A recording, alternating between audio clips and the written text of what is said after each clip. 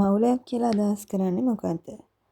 මොනවා හරි ද්‍රව්‍යයක අවොගාඩ්‍රෝ සංඛ්‍යාවට සමාන ඒකක සංඛ්‍යාවක් තමයි මවුලයක් කියලා කියන්නේ. ඒ කියන්නේ මේ මවුලය කියන්නේ යම්කිසි ප්‍රමාණයක් දක්වන ඒකකයක්. එතකොට අවොගාඩ්‍රෝ සංඛ්‍යාව කියන්නේ 6.02 ගුණ කිරීම 1023 වෙනි බල. අන්න ඒ වගේ ලොකු ප්‍රමාණයක්. ඒ ප්‍රමාණයට අදාළ මොනවා හරි ඒකක සංඛ්‍යාවක් තමයි මවුලයක් කියලා කියන්නේ.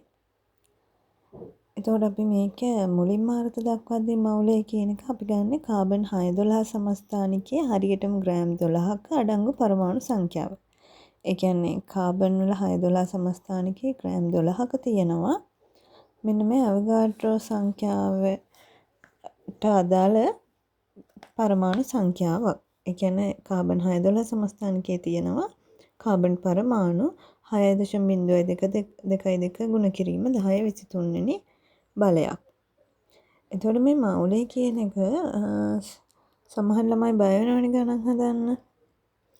මේක මේ ප්‍රමාණයක් දක්වන ඒකකයක්. හරියට දැන් අපි views වල එහෙම දාන්නේ 5k 10k ඒ වගේ. එකෙන් අපි කියන්නේ 5000ක් ඒ වගේනේ. ඒකේ 1000 බලයක් කියලා නිතන කියන්නේ. ඒ වගේ තමයි මේ මවුලයක් කියන්නේ. අපි දැන් 1 මෝල් කිව්වොත් එහෙම එක ගුණ කිරීම 6.022 ගුණ කිරීම 1023 වෙනි බලයක් එතන පරමාණු තියෙනවා. ඒ මොකක් හරි ද්‍රව්‍යයක ඒකක ප්‍රමාණයක් හඳුන්වන්න තමයි අපි මවුලය යොදාගන්නේ.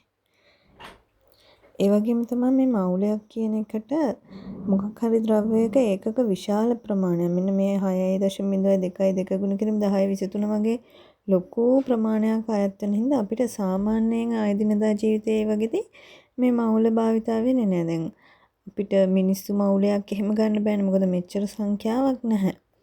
ඒකින්ද මේක ගොඩක් වෙලාවට ගණනය කිරීම වලදී අපිට යොදා ගන්න වෙන්නේ පරමාණු, අයන ඒ වගේ ඒවාටම තමයි.